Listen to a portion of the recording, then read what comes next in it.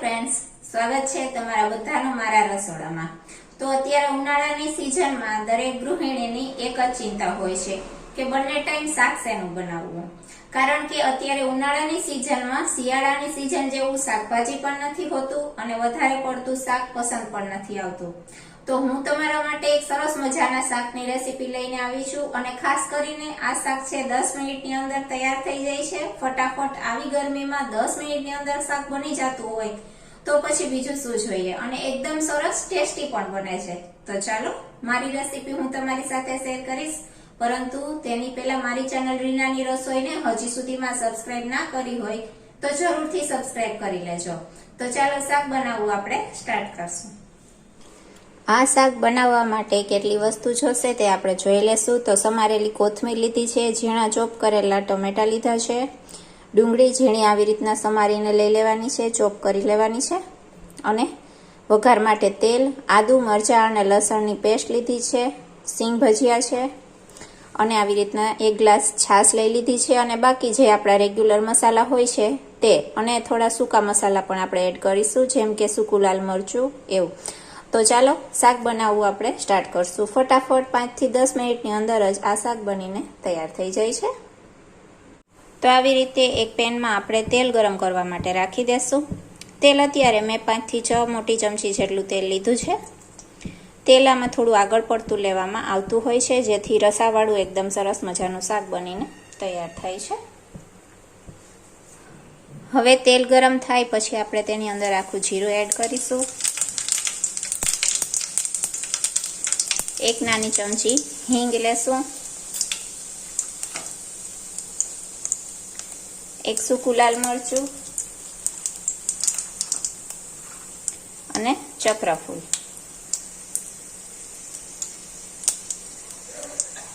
સમારેલી આપણે ઝીણી સમારેલી ડુંગળી એડ કરીશું,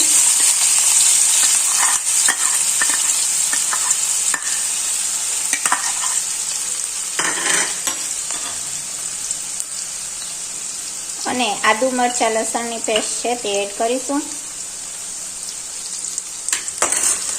સાતડી લેશું।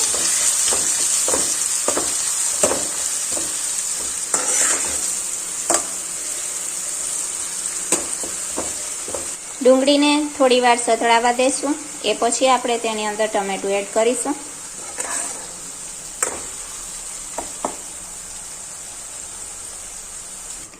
જોઈ લેશું તો ડુંગળી એકદમ સરસ સતળાઈ ગઈ છે। તો બસ હવે આપણે તેની અંદર ટમેટા એડ કરી દઈશું। આવી રીતના ઝીણા સમારેલા ટમેટા એડ કરીશું। તમારે ટમેટો પ્યુરી એડ કરવી હોય તો તમે ટમેટો પ્યુરી પણ એડ કરી શકો છો।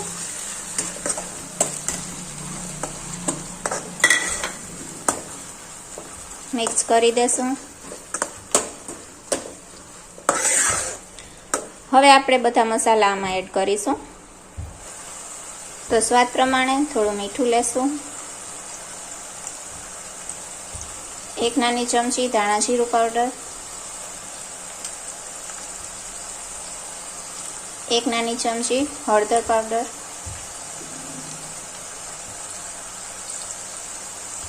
1/2 નાની ચમચી ગરમ મસાલો,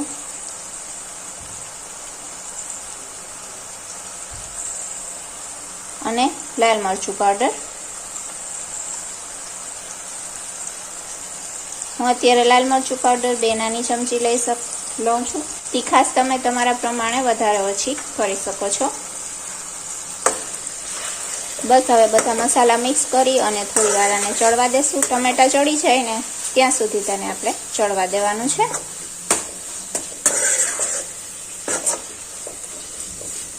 આ રીતે મિક્સ કરી અને ઢાંકીને પ્રોપર રીતના ટમેટા અને ડુંગળી સરસ રીતના ચડી જાય ત્યાં સુધી આપણે તેને ચડવા દેશું।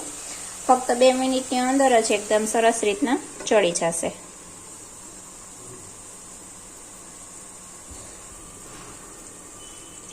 જોઈ લેશું જો 2 મિનિટમાં જ એકદમ સરસ રીતના ટમેટા પણ સતળાઈ ગયા છે, કારણ કે આપણે તેને એકદમ ઝીણા સમારીને લીધા હતા, એટલે ચડતા વાર ન લાગે, ફટાફટ ચડી જાય છે। તો ડુંગળી ટમેટા મસાલા એકદમ સરસ રીતના બધું સતળાઈ ગયું છે। હવે આપણે તેની અંદર છાશ એડ કરીશું।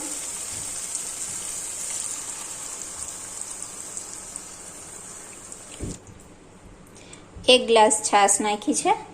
હવે આપણે જે સિંગ ભજીયા છે તે એડ કરીશું. આ જે પેકેટમાં સિંગ ભજીયા આવે છે તે જ લીધા છે. મિક્સ કરી દેશું. ગળાશ માટે થોડો એવો હું ગોળનું પાવડર એડ કરીશ. તમારે જો ખાંડ એડ કરવી હોય તો ખાંડ એડ કરી શકો છો, અથવા તો જે સાદો ગોળ આવે છે તે પણ લઈ શકો છો. મિક્સ કરી દેશું અને હવે આપણે આ શાકને ફક્ત 3 થી 4 મિનિટ માટે ચડવા દેવાનું છે. ઢાંકીને ચડવા દેશું. 3 થી 4 મિનિટની અંદર જ એકદમ સરસ મજાનું આપણું શાક બનીને તૈયાર થઈ જશે. જોઈ લેશું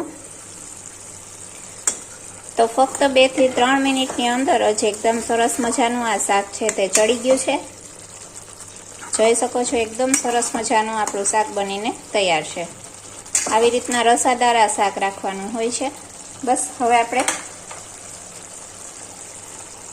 કોથમીર એડ કરીશું અને મિક્સ કરીશું. તો એકદમ સરસ મજાનું ઇન્સ્ટન્ટ આપણું સિંગ ભજીયાનું શાક બનીને તૈયાર છે.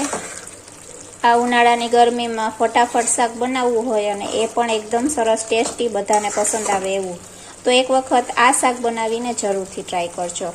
ખરેખર બધાને ખૂબ જ પસંદ આવશે. એકદમ સરસ ટેસ્ટી આ શાક બનીને તૈયાર થાય છે. બસ હવે ગેસની ફ્લેમ છે બંધ કરી દેશું. આપણું શાક છે તે બનીને તૈયાર થઈ ગયું છે. તો બની ગયું ને એકદમ ફટાફટ ઇન્સ્ટન્ટ ચટાકેદાર આપણું સિંગ ભજીયાનું શાક. ખૂબ જ ટેસ્ટી બને છે. જોઈ શકો છો એકદમ સરસ મજાનું. આ શાકને તમે રોટલી, ભાખરી, પરોઠા કોઈ પણ જોડે ખાઈ શકો છો. ખૂબ જ ટેસ્ટી લાગશે અને ઇન્સ્ટન્ટ બની પણ જાય છે. તો બસ તમને જો મારી આ રેસીપી પસંદ આવી હોય, મારો વિડીયો પસંદ આવ્યો હોય તો ચેનલને સબસ્ક્રાઈબ કરજો, વિડીયોને લાઈક કરજો અને આવો નવો સપોર્ટ દેતા રહેજો. તો બસ મળું છું નેક્સ્ટ વિડીયોમાં નેક્સ્ટ રેસીપી સાથે. ત્યાં સુધી જય માતાજી.